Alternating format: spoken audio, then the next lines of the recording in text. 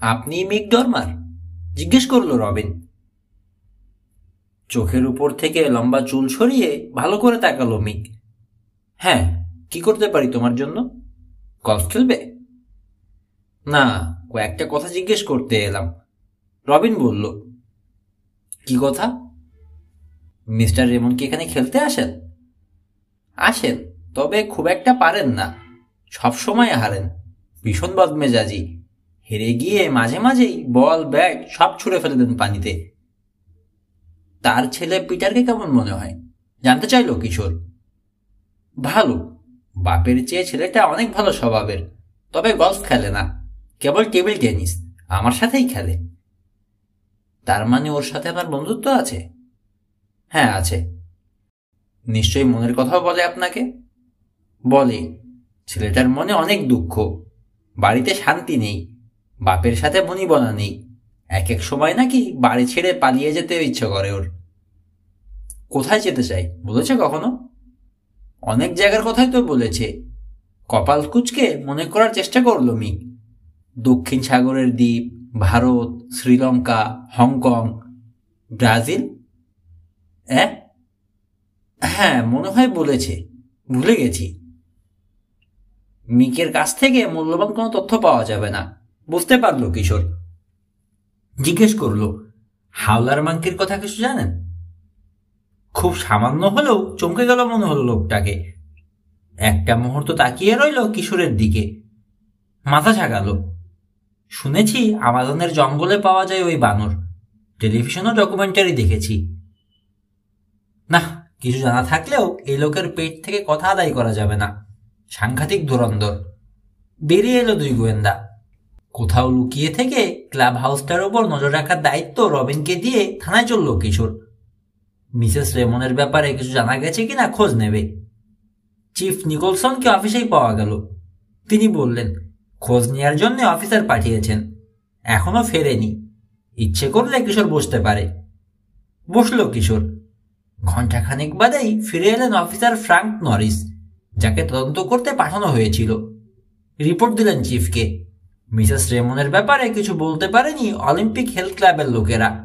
আশপাশের অনেককেই জিজ্ঞেস করেছেন, কেউই ওরকম চেহারার কোনো মহিলাকে গলফ কোর্সের ভেতরে বা বাইরে দেখতে পায়নি। জুতোর মাপও নিয়েছেন হুইস্পার উডে মিস্টার রেমনের বাড়িতে গিয়ে। মেলে না। ডোবায় পাওয়া জুতো মিসেস রেমনের জুতোর চেয়ে অন্তত 2 নম্বর বড়। আর একটা খবর পেয়েছেন, কয়েক রাত আগে একজন মহিলাকে গলফ কোর্সের ধার দিয়ে ছুটে যেতে দেখা গেছে। হেলথ ক্লাবের একজন কর্মচারী এই খবরটা দিল, কিন্তু মহিলা দেখতে কেমন বলতে পারল না। অন্ধকার ছিল তো চেহারা দেখতে পায়নি। আর বসে থেকে লাভ নেই। নিকোলসনকে ধন্যবাদ দিয়ে থানা থেকে বেরোলো কিশোর। কি করবে এখন? গেস্ট হাউসে ফিরে যাবে? এত তাড়াতাড়ি গিয়ে লাভ কি? তার চেয়ে মুসাকে ফোন করে জিজ্ঞেস করে নেবে ফোন টোন পেয়েছে কিনা সে। তারপর চলে যাবে গলফ কোর্সে। রবিনের সঙ্গে বসে সেও নজর রাখবে। একটা ফোন বুথ থেকে ফোন করলো কিশোর। মুসা জানালো ফোন করেনি লোকটা। বসে থেকে থেকে হাত পা আড়ষ্ট হয়ে গেছে তার। বেরিয়ে পড়তে চায়। তাকে বেরোতে মানা করে দিল কিশোর। যতক্ষণ ফোন না আসে বসে থাকতেই হবে। তার বিশ্বাস লোকটা ফোন করবেই। লাইন কেটে দিয়ে বুথ থেকে বেরিয়ে এলো সে। একটা ট্যাক্সি ডেকে উঠে বসলো গলফ ক্লাবে যাওয়ার জন্যে। হেলথ ক্লাবে এসেও কোথাও রবিনকে দেখতে পেল না সে। গেল কোথায়? অনেক খুঁজলো, কোথাও না পেয়ে ধরেই নিল গেস্ট হাউসে চলে গেছে। ফোন করে জেনে নেবে? না, দরকার নেই। এখনো গিয়ে পৌঁছে না থাকলে কিছু বলতে পারবে না মুসা। তার চেয়ে তারও চলে যাওয়া ভালো। গিয়ে খেয়ে দিয়ে বিশ্রাম নিয়ে আবার বেরোবে। তেমন বুঝলে আজ রাতেও ক্লাব হাউসের উপর নজর রাখবে। গেস্ট হাউসে ঘরে ঢুকেই থমকে দাঁড়ালো কিশোর। মুসার চেহারা দেখে অনুমান করলো কিছু একটা ঘটেছে। প্রায় ছুটে এলো মুসা। উত্তেজিত কণ্ঠে বলল, কিশোর, লোকটা ফোন করেছিল। কি বলে? রবিনকে ধরে নিয়ে গেছে ওরা। পিস্তলটা চায়। না দিলে নাকি রবিনের ক্ষতি হবে। কিছুতেই বোঝাতে পারলাম না ওটা আমাদের কাছে নেই। গম্ভীর হয়ে গেছে কিশোর। জিজ্ঞেস করলো, আর কিছু বলেছে? একে ঠিকানা দিয়েছে। ওখানে পিস্তলটা নিয়ে গিয়ে রবিনকে মুক্ত করে আনতে বলেছে। চিন্তিত ভঙ্গিতে মাথা তোলালো কিশোর। আবার থানায় যেতে হবে, পিস্তলটা নিতে হবে চিফ নিকলসনের কাছ থেকে। কিন্তু পুলিশের কাছে তো যেতে মানা করেছে ওরা, না গেলে পিস্তল নেব কি করে? সেটাই তো বুঝতে পারছি না। চুপ হয়ে গেল কিশোর, ভাবছে, চিমটি কাটছে নিচের ঠোঁটে, একটা উপায় বের করার চেষ্টা করছে। শেষে বলল, মিস্টার সাইমনকে ফোন করব, দেখি উনি কোনো সাহায্য করতে পারেন কিনা। বাড়িতেই পাওয়া গেল মিস্টার সাইমনকে। ফোন ধরলেন। সব কথা শুনে কিছুক্ষণ চুপ করে থেকে বললেন, ভেবো না, ব্যবস্থা করছি আমি, ল্যারিকে পাঠাচ্ছি, সে তোমাদের সাথে যাবে দরকার হলে। পুরোনো পিস্তলও জোগাড় করা যাবে, নিয়ে যাবে সে। এইবার ধরতে হবে বেটাকে, তোমরা তৈরি থাকো। তাকে অনেক ধন্যবাদ দিয়ে লাইন কেটে দিল কিশোর। মুসাকে জানালো, ল্যারি আসছে পুরনো একটা পিস্তল জোগাড় করে নিয়ে। মিস্টার সাইমনের পাইলট এবং সহকারী ল্যারি কংক্লিন, 3 গোয়েন্দার সঙ্গে ভালো পরিচয় আছে, ভরসা করা যায় তার উপর। আপাতত ল্যারি কংক্লিনের আসার অপেক্ষা করা ছাড়া আর কিছু করার নেই কিশোর আর মুসার। আসতে অনেক দেরি করে ফেললো ল্যারি, পিস্তল জোগাড় করতেই দেরি হয়ে গেছে। হাতে নিয়ে অস্ত্রটা ঘুরিয়ে ফিরিয়ে দেখতে লাগলো কিশোর। ডোবা যেটা পেয়েছিল সেটার মতোই চেহারা। মুখ তুলে বলল, সিরিয়াল নাম্বার যদি ওদের মনে থাকে তাহলেই মুশকিলে পড়ব। কিচ্ছু করার নেই, মুসা বলল, ঝুঁকিটা নিতেই হবে। কোনোভাবে তো আগে ঢুকি ওদের আড্ডায়, তারপর বেরোনোর একটা উপায় ঠিকই বের হবে। তা ঠিক, মাথা ঝাঁকালো কিশোর। তো আমরা যাচ্ছি কিভাবে? একসাথে? না, তোমার ভটভটি নিয়ে তুমি আগে যাবে। মুসার ঝরঝরে জেলিপিটার কথা বলল কিশোর। আমি আর ল্যারি যাব পেছনে। কোনো মতেই ওদের সন্দেহ জাগানো চলবে না। তুমি আগে ঢুকবে, তারপর সুযোগ বুঝে আমরাও ঢুকে পড়ব। ছোট একটা ব্রিফকেসে পিস্তলটা ভরে নিয়ে রওনা হয়ে গেল মুসা। তার পেছনে ল্যারির কনভার্টিবল নিয়ে চলল কিশোর আর ল্যারি। শহরের একধারের পুরনো একটা র্যাঞ্চের ঠিকানা দিয়েছে লোকটা। অনেক আগে ওটা র্যাঞ্চ ছিল, হাত বদল হওয়ার পর ওখানে করা হলো ডেইরি ফার্ম। চলেনি বোধহয়, কিংবা অন্য কোনো কারণে ফার্ম তুলে দিল মালিক। এখন এমনিই পড়ে আছে, বাতিল, পরিত্যক্ত একটা বাড়ি। খুঁজে বের করতে অসুবিধা হলো না মুসার। লোকজনকে জিজ্ঞেস করতেই রাস্তা বলে দিল। মেইন রোড থেকে নেমে প্রায় মাইলখানেক যেতে হলো কাঁচা রাস্তা ধরে। দেখতে পেল গাছপালায় ঢাকা গোলাবাড়ি আর ছাউনিগুলো। ভাঙা গেট, পাল্লা কাত হয়ে ঝুলছে। ভেতরে ঢুকে পড়ল মুসা। মূল বাড়িটার সামনে নিয়ে গিয়ে গাড়ি রাখলো। দ্বিধা করলো একবার, তারপর এগোলো বাড়িটার দিকে। র্যাঞ্চটা দেখা যেতেই গাড়ি থামিয়ে ফেলেছে ল্যারি। ওখানেই গাড়ি রেখে সে আর কিশোর নামলো। গাছপালার আড়ালে আড়ালে এগোলো বাড়ির দিকে। মুসাকে ঢুকে যেতে দেখলো মূল বাড়ির ভেতরে। ঘরের ভেতর আবছা আলোয় রবিনকে চেয়ারে হাত পা বাঁধা অবস্থায় বসে থাকতে দেখলো। আর কেউ নেই। রবিনকে একা রেখে চলে গেছে? বিশ্বাস হলো না। নিশ্চয়ই ধারে কাছে কোথাও লুকিয়ে আছে লোকটা। মুসা পুলিশ নিয়ে এসেছে কিনা বোঝার চেষ্টা করবে, নিশ্চিত হয়ে নিয়ে তারপর সামনে আসবে। ভেতরে ঢুকলো মুসা। রবিনের মুখে কাপড় গোজা। চোখাচোখি হলেও কথা বলতে পারল না রবিন। কই? জিজ্ঞেস করলো মুসা রবিনকেই। পিস্তল যে আনতে বলল, সে কই? এগিয়ে গিয়ে রবিনের মুখ থেকে কাপড় বের করে আনলো। জোরে জোরে কয়েকবার দম নিল রবিন। ঘর ঘরে গলায় বলল, জানি না, ছিল তো এতক্ষণ, তোমার গাড়ির শব্দ শুনেই লুকিয়েছে। পিস্তল এনেছ? পেছন থেকে বলে উঠল একটা কণ্ঠ। পাই করে ঘুরল মুসা। অবাক হয়ে তাকিয়ে রইল লোকটার মুখের দিকে। মিক ডরমার? আপনি ফোন করেছিলেন? না, মুচকি হাসল লোকটা। তবে আমাকে এখানে থাকার নির্দেশ দেওয়া হয়েছে। পিস্তল এনেছ? হাত বাড়ালো সে। নীরবে ব্রিফকেসটা বাড়িয়ে দিল মুসা। ডালা খুলল মিক। পিস্তলটা বের করে হাতের তালুতে নিয়ে দেখতে লাগলো। আলমোনায় বিড়বিড় করলো, দেখে তো ঠিকই লাগছে। রবিনকে কি তাহলে নিয়ে যেতে পারি? মুখ তুলল মিক। কুটিল হাসি আসলো। এত তাড়াতাড়ি? থাকো না কদিন আমাদের মেহমান হয়ে।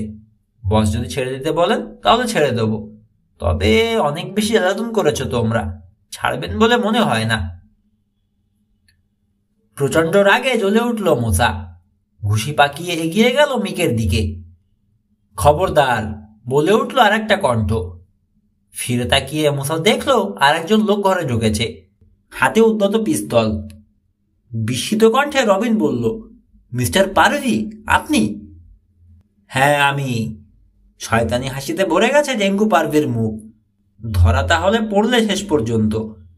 মুসার দিকে তাকিয়ে বলল, তোমার বন্ধু কোথায়, আসল বিচ্ছুটা?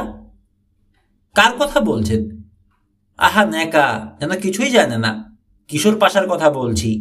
কনভার্টিবলটা ঠিকই দেখেছি রাস্তায় নামতে। নিশ্চয়ই ওই ছেলেটা অনুসরণ করে এসেছে তোমাকে। আর কেউ রয়েছে নাকি সঙ্গে? বুঝতে পারলো মোসা, ল্যারিকে দেখেনি পারভি। তাড়াতাড়ি বলল, না স্যার, আর কেউ নেই, পুলিশে জানাইনি আমরা। বোকামি করেছ। আবার খিক খিক করে পিতৃ জ্বালানো হাসি হাসলো পারভি। যাও, তোমার বন্ধুকে ডেকে নিয়ে এসো। কোন চালাকের চেষ্টা করবে না, তাহলে কিন্তু মরবে। ডেকে আনতে হলো না কিশোরকে, ঢুকে পড়ল ঘরে। বলল, আমি এসেছি, কি বলবেন? বাহ, চমৎকার। এই না হলে প্রাণের দোস্ত। গুড।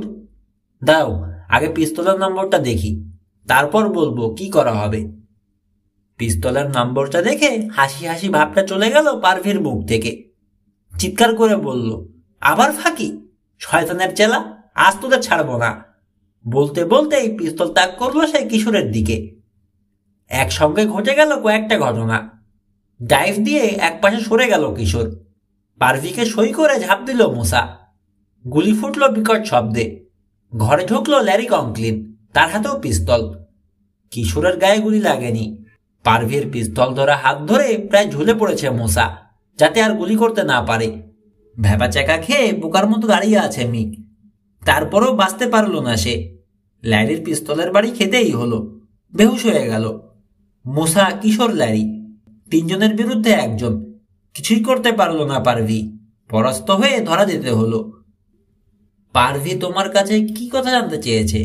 রবিনকে জিজ্ঞেস করলো কিশোর। পারভি আর মিককে ধরে হাত পা বেঁধে ফেলেছিল ওরা। তারপর পুলিশকে খবর দিয়েছিল। পুলিশ এসে বন্দীদেরকে নিয়ে গেছে। ওরা মানে তিন গোয়েন্দা আর ল্যারি চলে এসেছে মিস্টার রেমনের বাড়িতে, গেস্ট হাউসে। তিনি বাড়িতে নেই, কাজেই ডেঙ্গু পারভিকে ধরার কথাটা জানানো যায়নি। আসার পথেই একটা রেস্টুরেন্ট থেকে খেয়ে এসেছে, কাজেই এখন আর খাওয়ার ঝামেলা নেই। আলোচনায় বসলো, একই সঙ্গে বিশ্রামও হয়ে যাচ্ছে। রবিন জবাব দিল, মিস্টার সাইমনের সাথে আমাদের যোগাযোগ আছে এটা জানি। তিনি যে পাসপোর্ট জালিয়াতদের ধরতে চাইছেন একথাও জানি। সে ব্যাপারেই জিজ্ঞেস করল। আনমনে নিচে ছোটে চান দিয়ে একবার ছেড়ে দিল কিশোর। জানে তাহলে? ভালোই জানে। আর কি জিজ্ঞেস করলো? মিস্টার সাইমন এখন কোথায়, আমাদের সাথে যোগাযোগ আছে কিনা, এসব। হ্যাঁ, আমাদের সন্দেহ তাহলে ঠিক হলো। পাসপোর্ট জালিয়াতিতেও সেও রয়েছে। আছেই তো, মুসা বলল। না হলে এত কৌতূহল কেন? তাহলে আর কি? ল্যারি জানতে চাইল পিটারের কথা। সে কোথায়, কি করছে, কখন বাড়ি ফিরবে, এসব প্রশ্ন। আশ্চর্য, শীষ দিয়ে উঠল কিশোর। এইসব তো তারই জানার কথা, তোমাকে জিজ্ঞেস করবে কেন? অবশ্য চালাকি হতে পারে। এইসব জিজ্ঞেস করলে হয়তো তুমি ভাববে পিটারের ব্যাপারে সে কিছু জানে না। হ্যাঁ, মাথা ঝাঁকালো ল্যারি। কিশোর বলল, পারভি ধরা পড়েছে বটে, কিন্তু রহস্যগুলোর সমাধান এখনো হয়নি। পিটার কোথায় এটা জানি না, তার মা কোথায় তাও জানি না। পাসপোর্ট জালিয়াতদের বস কে জানা যায়নি। হাওলার মাংকিটাও একটা বিরাট রহস্য। হারি, ভুলে গিয়েছিলাম। কিশোরকে কথা শেষ করতে দিল না রবিন। উঠে গিয়ে ড্রয়ার থেকে টেনে বের করলো এয়ারপোর্টে বানরের খাঁচা থেকে পড়ে যাওয়া মুখোশটা। এটা তো একটা সূত্র, দেখো তো কিছু বের করা যায় কিনা। দেখি। কৌতূহলী হয়ে উঠেছে ল্যারি। হাত বাড়ালো, জিজ্ঞেস করলো, কোথায় পেলে? সব কথা খুলে বলল কিশোর আর রবিন। আমার কি মনে হয় জানো, সবকিছুর জবাব পাওয়া যাবে ওই অলিম্পিক হেলথ ক্লাবে। ওটার উপর নজর রাখতে বলেছেন আমাকে মিস্টার সাইমন, তাই রাখছি। রোগী হিসেবে যোগ দিয়েছি ওখানে। 2 হপ্তাহ ধরে বাতের চিকিৎসা করাচ্ছি। উঠে দাঁড়ালো ল্যারি। মুখোশটা পকেটে রাখতে রাখতে বলল, থাক, এটা আমার কাছে, কাজে লাগতে পারে। কোথায় যাচ্ছেন? ক্লাবে। ওটার উপর নজর পড়লো কেন মিস্টার সাইমনের? বলতে পারবো না। নিশ্চয়ই গোপনে কোনো খবর পেয়েছেন। ইনফরমারের তো অভাব নেই তার। চলি, ওখানে গিয়ে তদন্ত চালাই। বলা যায় না, পিটারকেও পেয়ে যেতে পারি ওখানে। পেলে তোমাদেরকে জানাবো। তোমাদেরও জানা থাকলো আমাকে কোথায় পাওয়া যাবে। ওই ক্লাবটা তো মনে হয় পারভির হেডকোয়ার্টার। যদি তার দলের কেউ আপনাকে চিনে ফেলে? এতদিন যখন পারেনি আর পারবে না। পারভি রয়েছে হাজতে, সে যে এসে চিনবে তারও কোনো উপায় নেই। যাই হোক, সাবধানেই থাকবো। বেরিয়ে গেল ল্যারি। কেসটা নিয়ে আবার আলোচনা শুরু করলো তিন গোয়েন্দা। সেদিন আর নতুন কিছু ঘটল না। পরদিন সকালে নাস্তা করতে বসেছে ওরা। এই সময় টেলিফোন বাজলো। কিশোরই ধরল। তাকেই চাইছেন চিফ নিকোলসন। বললেন, কিশোর, সাংঘাতিক খবর আছে। নতুন কিছু জানতে পারলে যেন তাকে জানাই, এই অনুরোধ করে এসেছিল কিশোর। কথা রেখেছেন চিফ। কি খবর চিফ? জিজ্ঞেস করলো সে। টেলিফোনে বলবো না আসবে? আচ্ছা, আসছি। আমাদের রেকর্ডে নেই, নিকোলসন বললেন। তার টেবিলের সামনে 3টে চেয়ারে বসেছে 3 গোয়েন্দা। তাই পারভির আঙুলের ছাপ তুলে নিয়ে FBI এর কাছে পাঠিয়েছিলাম। আশ্চর্য এক রিপোর্ট দিল ওরা। কি? প্রায় একসঙ্গে জিজ্ঞেস করলো 3 গোয়েন্দা। টেবিলে রাখা ফাইলটা খুললেন চিফ। একটা ফটোগ্রাফ বের করে ঠেলে দিলেন ছেলেদের দিকে। দেখো। আর্নিং সেন্টার, রবিন বলল। আগেও দেখেছি। দেখেছ? মাথা ঝাঁকালেন নিকোলসন। ব্যাপারটা কি বলুন তো স্যার? কিছু জিজ্ঞেস করলো। ডেঙ্গু পারভি আর আর্নিং সেন্টারের আঙুলের ছাপ অবিকল এক। ক্ষণিকের জন্য স্তব্ধ হয়ে রইল 3 গোয়েন্দা। তারপর মুসা বলল, ইম্পসিবল, দুজন লোকের আঙুলের ছাপ এক হতেই পারে না। অথচ হয়েছে। মিটিমিটি হাসছেন চিফ। কিশোর বলল, তার মানে পারভি আর সেন্টার একই লোক? ছবিটা হাতে নিয়ে দেখতে লাগলো সে। যা, তা কি করে হয়? মুসার প্রশ্ন। পারভির মুখ তো আরেকটু চাপা, নাকও আরো খাটো, বলল রবিন। ভুরুর কাজটাও অন্যরকম। আবার মাথা ঝাঁকালেন নিকোলসন। তাছাড়া পারভির চুলও কালো, সোনালি নয়। চুলের রং অবশ্য ডাই করে বদলে ফেলা যায়, কিন্তু চেহারা প্লাস্টিক সার্জারি করে। কিশোর বলল, আমিও ঠিক এই কথাটাই ভাবছি। আজকাল তো এটা কোনো ব্যাপারই না। হাত নাড়লেন নিকোলসন। এমন করে বদলে ফেলে চেহারা, নিজের মাও চিনতে পারে না। দিব্যি তখন পুলিশের নাকের উপর দিয়েই ঘুরে বেড়ায়। তবে একটা জিনিস মিলছে না, আচরণ। পারভিকে মনে হচ্ছে খুব ভদ্র, চালাক, কিন্তু রেকর্ড বলে সিন্ডার ছিল ঠিক উল্টো। হতে পারে আচরণও বদলে ফেলেছে, রবিন বলল। তার নতুন দলের সদস্যরা হয়তো অন্যরকম। তাদের সাথে থাকতে থাকতে। এ কিশোর, তুমি কি ভাবছো? ঘন ঘন নিচের ঠোঁটে চিমটি কাটছিল কিশোর, যেন স্বপ্নের জগৎ থেকে উঠে এলো। ও, পিটার রেমন। মানে? এখানে মিস্টার রেমনকে পেলে কোথায়? কথা হচ্ছে পারভিকে নিয়ে। রবিন, পিটারের কবিতাটা তোমার মনে আছে? আছে, কেন? কবিতা? নিকোলসন বুঝতে পারছেন না। পিটারের ঘরে তার লেখা একটা কবিতা পেয়েছিলাম আমরা। লিখেছিল, আমার জীবনটা একটা দেয়ালে ঘেরা নগরী। পালাতেই হবে আমাকে এখান থেকে। যতক্ষণ আমি থেকে যাব, জেলখানায় রয়ে যাবে এটা আমার। গম্ভীর হয়ে গেলেন চিফ। আমি থেকে যাব মানে আসল চেহারা থাকবে? তুমি বলতে চাইছো সেও প্লাস্টিক সার্জারি করে চেহারা বদলে নিয়েছে, যাতে চোখের সামনে লুকিয়ে থাকতে পারে? অসম্ভব কি? উঠে দাঁড়ালো কিশোর। উত্তেজিত ভঙ্গিতে পায়চারি শুরু করলো। অতিকল্পনাও বলতে পারেন, তবে সম্ভাবনাটা ফেলে দেওয়া যায় না। পারভি চেহারা বদলেছে। তার দলে যদি যোগ দিয়ে থাকে পিটার, তাহলে সেও বদলাতে পারে, পারে না? জানি না। নিজের হাতের আঙুলের দিকে তাকিয়ে বললেন নিকোলসন। পিটার যদি চেহারা বদল করেই মুক্তি পেতে চায়, তাহলে তাকে কিডন্যাপ করতে যাবে কেন পারভি? সেটা তাকেই জিজ্ঞেস করা দরকার, পরামর্শ দিল রবিন। সে মুখ খুলছে না। নিকোলসন বললেন, ছেলেটাকে জিজ্ঞেস করা দরকার। ওকে এখনো কিছু জিজ্ঞেস করিনি। চলো, দেখবে। চিফকে ঢুকতে দেখে ভয়ে ভয়ে তাকালো মিক। তিন গোয়েন্দার দিকে একবার তাকিয়েই চোখ ফিরিয়ে নিল। তাকে বললেন, চিফ দেখো, উল্টাপাল্টা কিছু বললে এখন সবই তোমার বিরুদ্ধে যাবে। তার চেয়ে যা জিজ্ঞেস করি জবাব দাও। তোমার ব্যাপারে ভালো রিপোর্ট দেবো, বলবো তুমি পুলিশকে সাহায্য করেছো, তাতে তোমার সাজা কমতে পারে। কি জানতে চান? প্রথমেই অলিম্পিক হেলথ ক্লাবের কথা। কি কি চলছে ওখানে? চলছে তো অনেক কিছুই, চমকে দেওয়ার মতো খবর আছে আমার কাছে। বলে ফেলো, শুনি। অত বোকা ভাববেন না আমাকে। ইনফরমারদের অবস্থা কি হয় আমার জানা আছে। জেলে আর কতদিন থাকবো? এক সময় না এক সময় ছাড়া পাবই। কেটে তখন টুকরো টুকরো করে আমার লাশ বস্তায় ভরে পানিতে ফেলে দেওয়া হবে। তার মানে? কিশোর বলল, তুমি বলতে চাইছো যে গলফ কোর্সের পানিতে ওরকম বস্তা খুঁজলে পাওয়া যাবে? পিটারকে বস্তায় ভরে ফেলে দেওয়া হয়েছে, তাই না? আমি কিছুই বলতে চাইছি না। উকিলকে ছাড়া আমি কোনো কথাই বলবো না। চাপাচাপি করে লোভ দেখিয়ে কিছুতেই কিছু হলো না, আর একটা কথাও বের করা গেল না মিকের মুখ থেকে। তিন গোয়েন্দাকে নিয়ে অফিসে ফিরে এলেন আবার চিফ। একটাই করার আছে এখন, সার্চ ওয়ারেন্ট তৈরি করে অলিম্পিক হেলথ ক্লাবে চলে যাওয়া। পানিতে একটা বেআইনি পিস্তল পাওয়া গেছে, তদন্ত করতে ঢোকার ছুতো তো আছেই আমার কাছে। আমাদেরকে নেবেন সঙ্গে? অনুরোধ করলো কিশোর। চলো, এই কেসের প্রায় সব কিছুই তো তোমরা করলে, দেখো আর সাহায্য করতে পারো কিনা।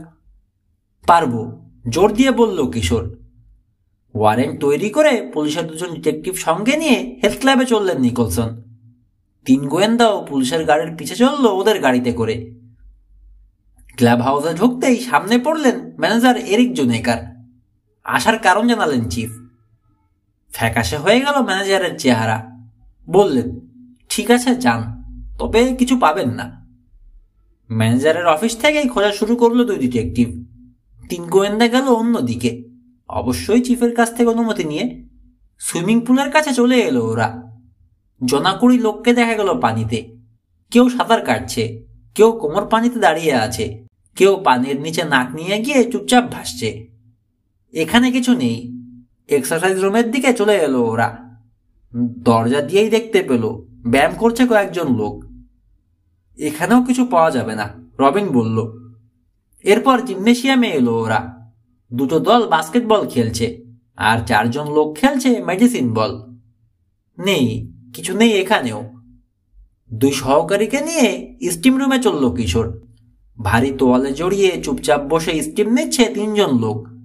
ল্যারিকে চিনতে কোনোই অসুবিধা হলো না গোয়েন্দাদের। এমন ভান করলো পাইলট যেন চিনতেই পারেনি।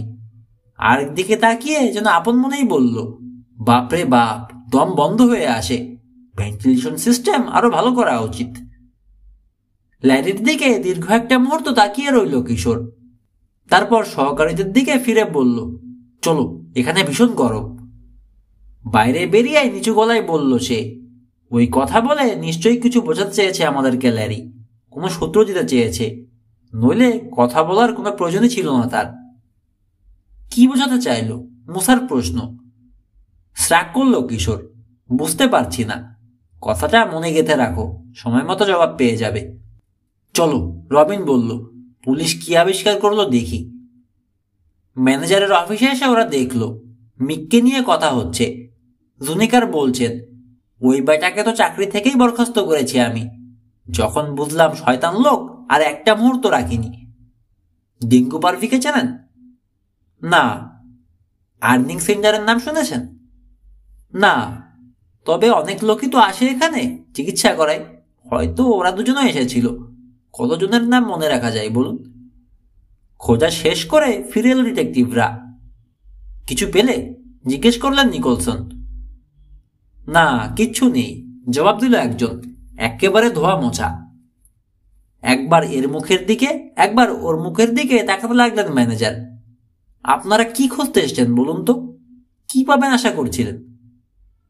না, নির্দিষ্ট কোনো কিছু না, জবাব দিলেন চিফ। আপনার গলফ কোর্সে একটা ডোবায় একটা পিস্তল পাওয়া গেছে তো, ওটার ব্যাপারেই তদন্ত। তাহলে সন্তুষ্ট হয়েছেন আশা করতে পারি। কঠিন হয়ে উঠল ম্যানেজারের কণ্ঠস্বর।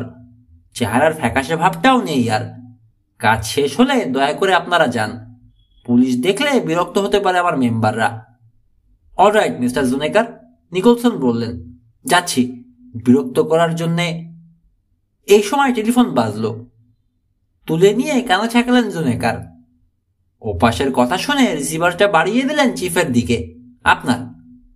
শুনতে শুনতে চেহারায় রক্ত জমল নিকোলসনের।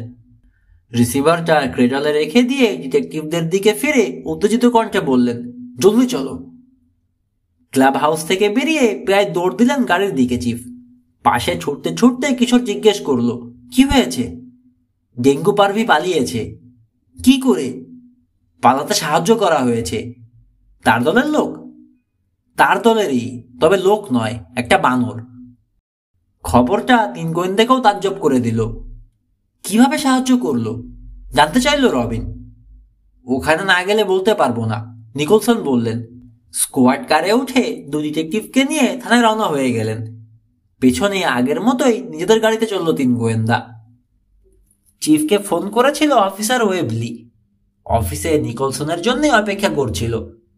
কি করে পালিয়েছে পারভি জানা গেল তার কাছে।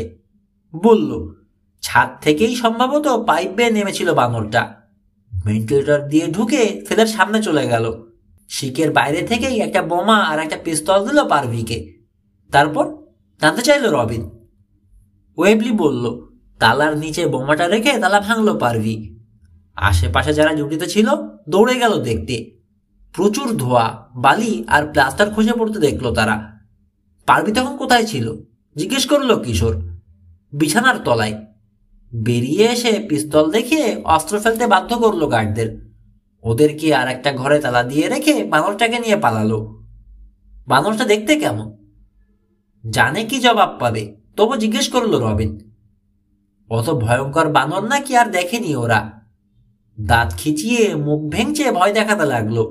কাছে গেলে কামড়ে দিত, তাতে কোনো সন্দেহ নেই। ওই বানরটাই, কিশোরের দিকে তাকিয়ে বলল রবিন। কোনটা? বুঝতে না পেরে জিজ্ঞেস করলো ওয়েবলি। আমাদের পরিচিত একটা হাওলার মাংকি, জবাব দিল কিশোর। ওটার সাথে এটার বর্ণনা পুরোপুরি মিলে যাচ্ছে। আরও একটা ব্যাপার হতে পারে, রবিন বলল। বানরটা হয়তো আদপে বানরই না, মুখোশ পরা মানুষ। এ তো আবার নতুন কথা শোনাচ্ছ, অবাক হলো ওয়েবলি। কেন এ কথা বলছো জানি না, তবে তোমার অনুমান ভুল। কারণ এটা ফুট 3 লম্বা, মানুষ অত খাটো হয় না। তাছাড়া লম্বা লেজ আছে। যাই হোক, বাইরে গাড়ি অপেক্ষা করছিল পারভির জন্যে।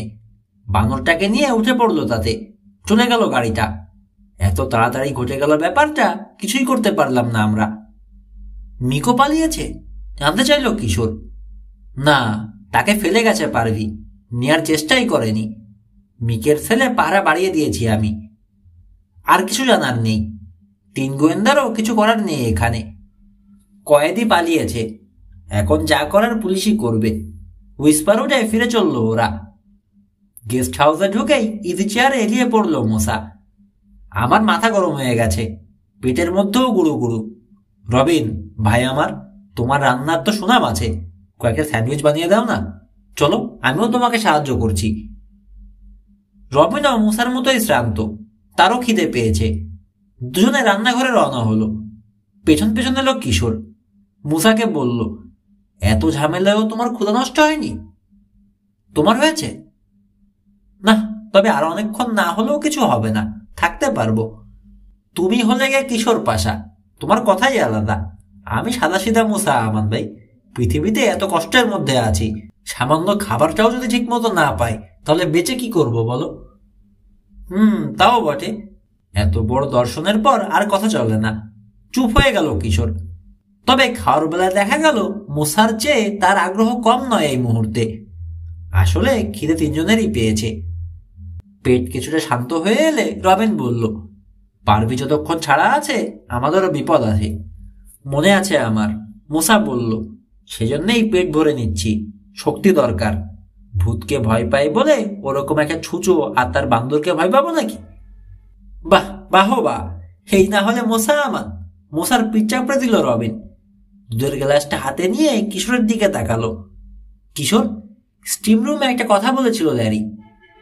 তুমি বললে সূত্র, কোনো মানে করতে পেরেছ? ভেন্টিলেশন শব্দটার মধ্যেই রয়েছে সমস্ত জবাব। কিশোর বলল, ক্লাব হাউসের ভেন্টিলেশন সিস্টেম বিরাট, হয়তো কোনো কারণ আছে ওটার কথা বলার। আজ রাতে গিয়ে দেখব, কাজে লাগে ওরকম কিছু যন্ত্রপাতি নিয়ে যাব সাথে করে। যেমন? মুসার প্রশ্ন। যেমন লিসনিং ডিভাইস আর মিনি ট্রান্সমিটার, আরও টুকিটাকি কিছু জিনিস। খাওয়ার পর কয়েক ঘন্টা বিশ্রাম নিল ওরা, তারপর আবার হালকা কিছু খেয়ে জিনিসপত্র নিয়ে বেরিয়ে পড়ল। রবিনের ফক্সওয়াগনটাই নিল, তবে চালালো মুসা। তার জেলপি নিল না। ৮ মাইল দূর থেকেও ওটার ভটভটি শোনা যায়। আর যেভাবেই কাজে লাগুক, গোয়েন্দাগিরি তো চলবে না ওই জিনিস। গলফ কোর্সের কাছে এসে পাকা রাস্তা ছেড়ে একটা কাঁচা রাস্তায় নেমে পড়ল মুসা। গাড়ি এনে রাখলো জংলা জায়গায়। নামলো ৩ জনে। জিনিসপত্র বের করে নিয়ে নিঃশব্দে এগুলো ক্লাব হাউসের দিকে। অনেক উঁচু বাড়ি। রাতের বেলা ভেন্টিলেটর চোখে পড়ল না। ভালো মতো দেখতে হলে ওখানে উঠতে হবে, সেজন্য তৈরি হয়ে এসেছে কিশোর। সাথে করে স্কেলিং ল্যাডার নিয়ে এসেছে। মুসাকে বলল, তুমি এটাকে ধরে রাখো, আমরা উঠছি।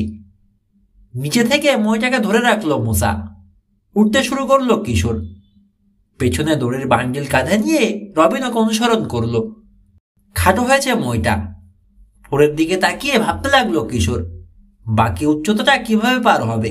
ছাদে ওঠা প্রয়োজন। ভেন্টিলেশনের উপরে একটা 2 ইঞ্চি ডায়া পাইপের মাথা বেরিয়ে থাকতে দেখলো। ছাদের পানি পড়ার পাইপ।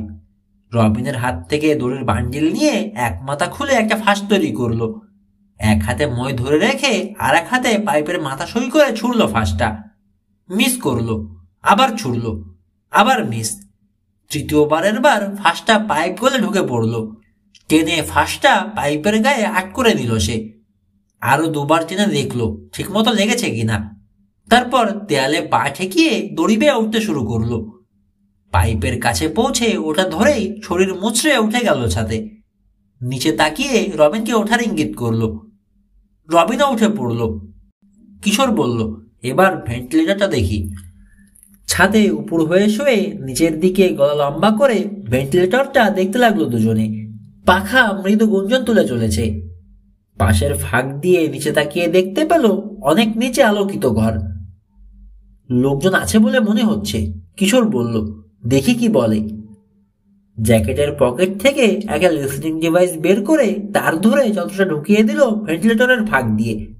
আস্তে আস্তে ছাড়তে লাগলো নিচের দিকে। ইয়ারফোনের কাছে হুমড়ি খেয়ে পড়লো দুজনে। স্পষ্ট শোনা গেল কথা। বেশ জোর গলায় কথা বলছে কয়েকজন মানুষ। ল্যারি বেটাকে ধরা দরকার, বলল একটা কণ্ঠ। খোঁজ নিয়েছি, গোয়েন্দা ভিক্টর সাইমনের লোক সে। পাক্কা শয়তান। এখনই না আটকাতে পারলে 12টা বাজাবে আমাদের। তখনই বলেছিলাম আমি, বেটাকে সন্দেহ হচ্ছে আমার, বলল আর এক কণ্ঠ। ডেঙ্গু পারভির গলা চিনতে একটুকু অসুবিধা হলো না গোয়েন্দাদের। শুনলে না, বাতের চিকিৎসা না ছাই, বেটা এসেছে টিকটিকিগিরি করতে। অত ভালো সেজো না, বলল তৃতীয় আর একটা কণ্ঠ। তুমি বা কি ভালো করতে পেরেছ বলো? শুধু তো গলাবাজি করলে, বাহাদুরি করলে। ব্রাজিলে একবার পাঠালে আর ফেরত আসতে দেওয়া হবে না বিচ্ছুগুলোকে। পাঠিয়ে দিয়ে আরো বেকায়দা হলো। অনেক কিছু জেনে এলো আমাদের। তোমাকে চিনে ফেললো, বুঝলো পিটার রেমন নেই ওখানে। কিছু করতে পারলে? পারলে না। এখানে ডিয়ারভিলে থাকলেই বরং ভালো হতো। ঠিকই সামলে ফেলতে পারতাম আমরা।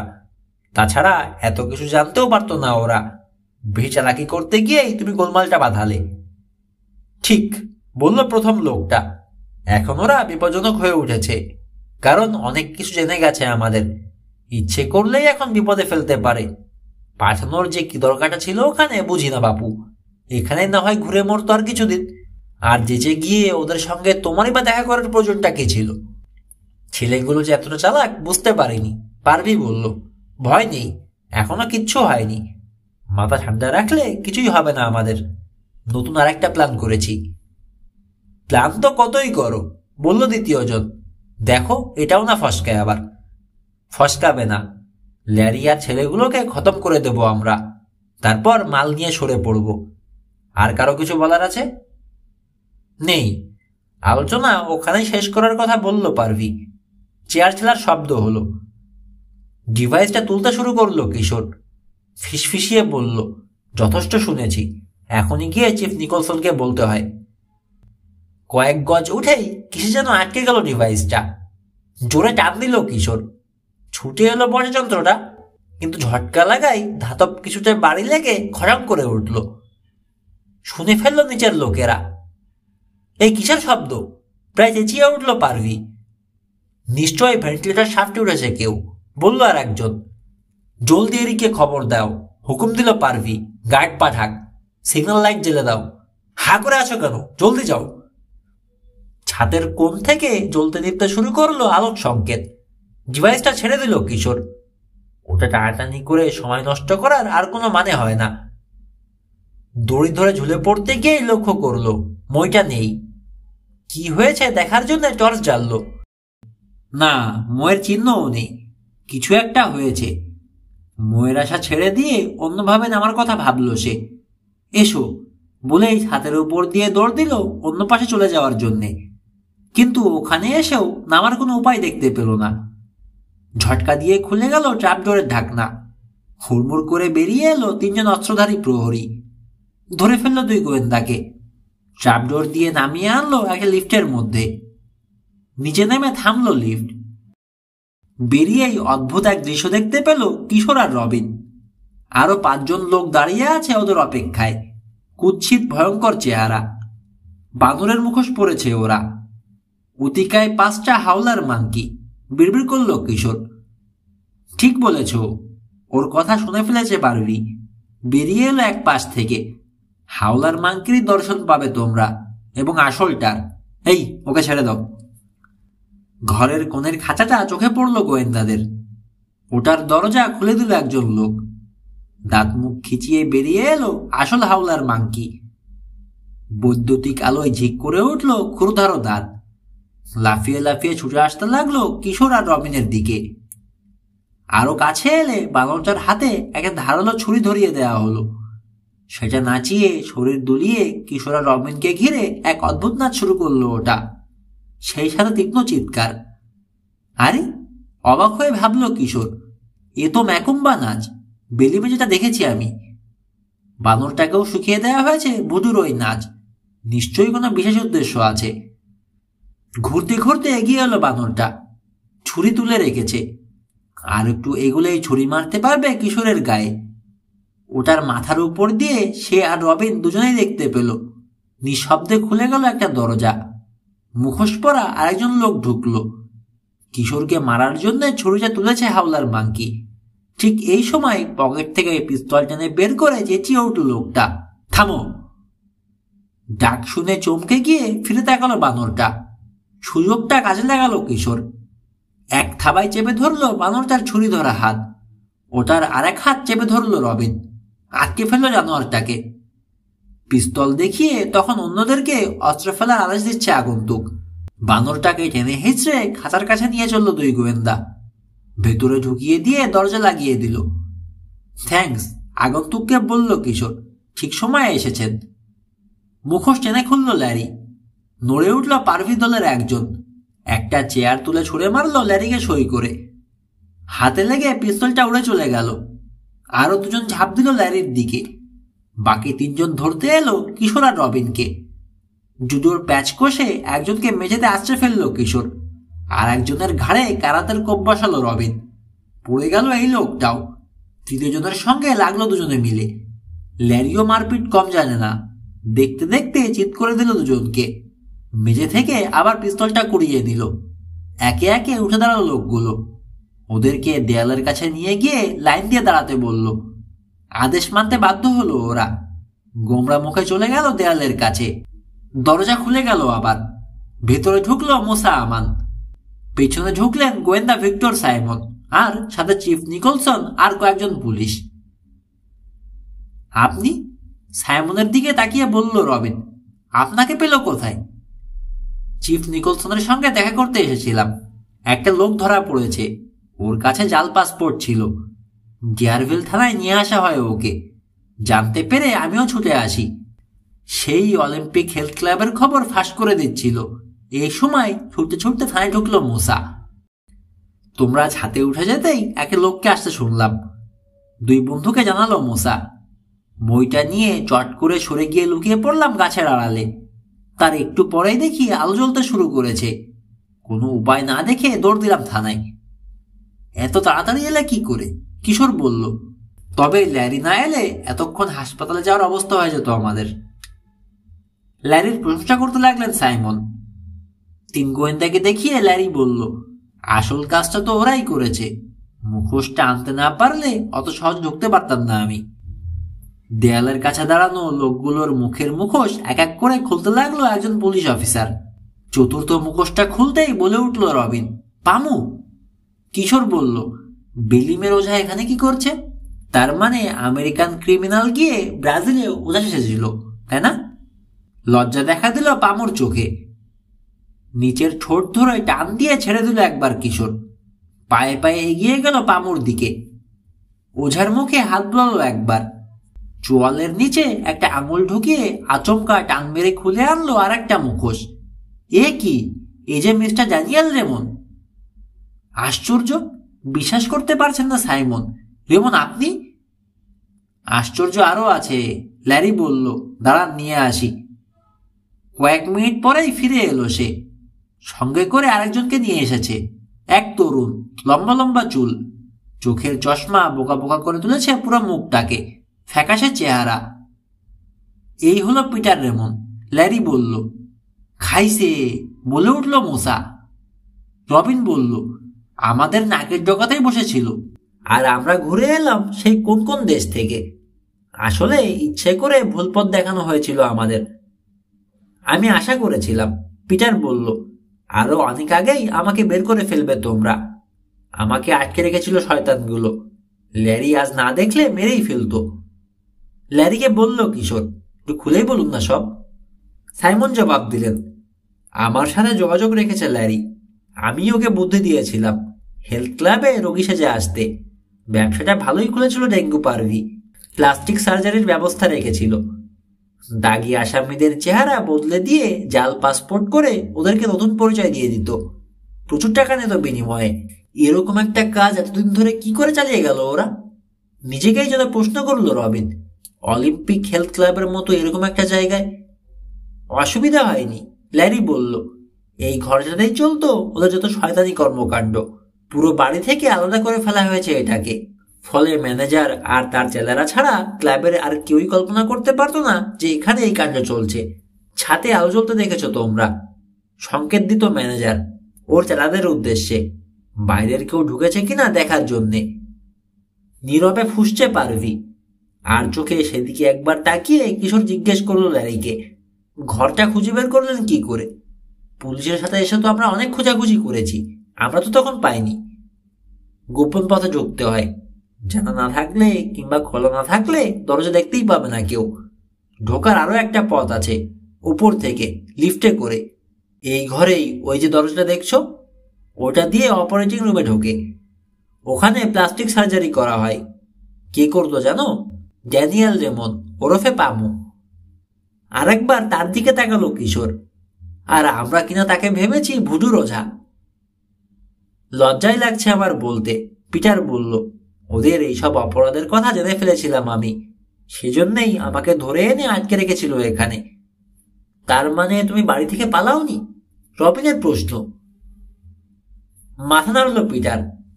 আমার আব্বা ক্রিমিনালদের সাথে জড়িয়ে পড়েছে এটা শুনেই ঝগড়া শুরু করি। তারপর রাগ করে বাড়ি থেকে বেরিয়ে যেতে তৈরি হই। ব্যাংকে যাই টাকা তোলার জন্যে। ম্যানেজার আব্বাকে ফোন করে।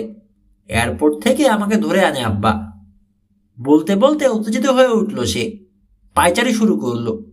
বলল, পালানোর চেষ্টা করেছি আমি, 2-2বার পালিয়েছিলাম, কিন্তু আবার ধরে আনা হয়েছে আমাকে। আলোর সংকেত দিয়ে জানিয়ে দেওয়া হতো প্রহরীদেরকে বন্দি পালিয়েছে। হুইসপার উড থেকেই ধরে আনা হয়েছে আমাকে 2বার। আমাদের জানালা দিয়ে বলটা তাহলে তুমিই ছুঁড়েছিলে?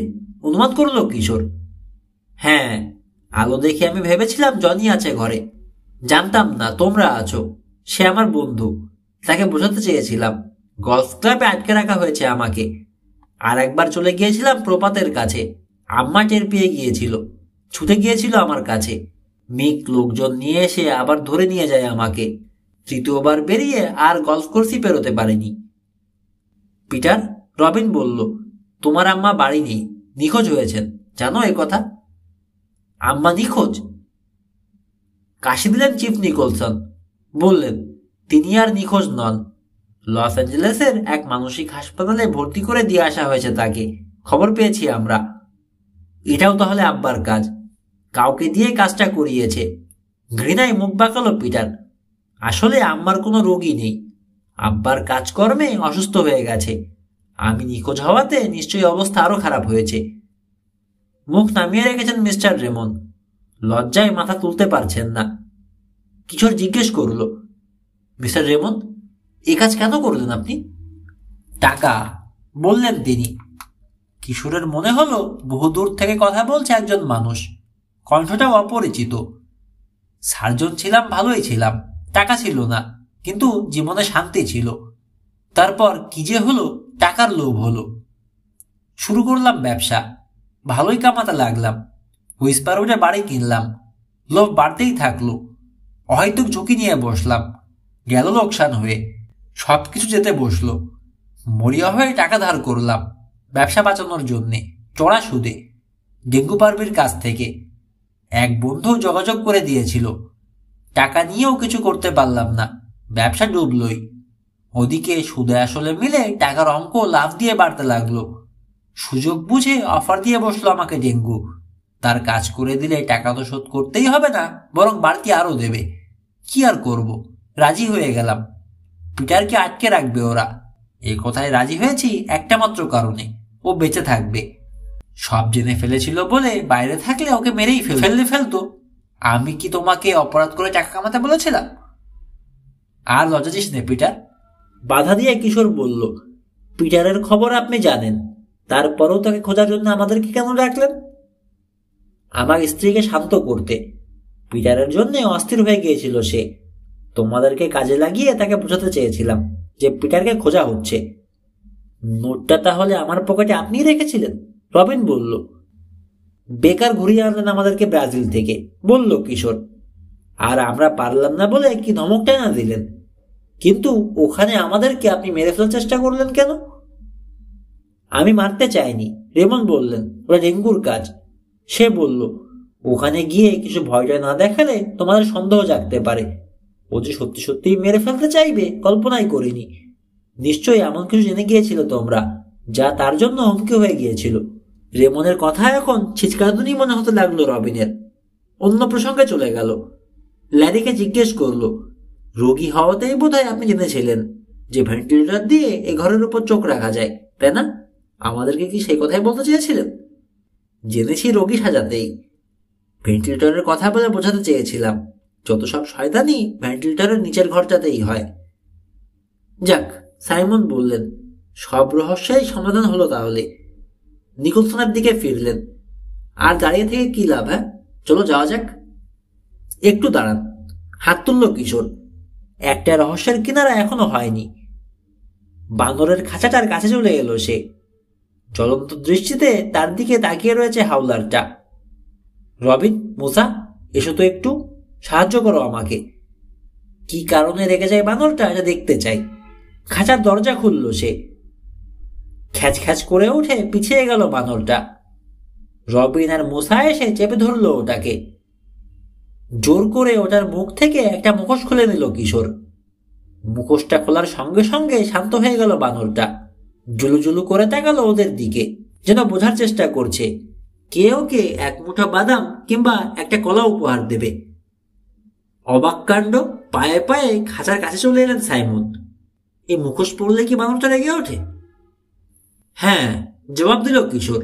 এর কারণ আছে।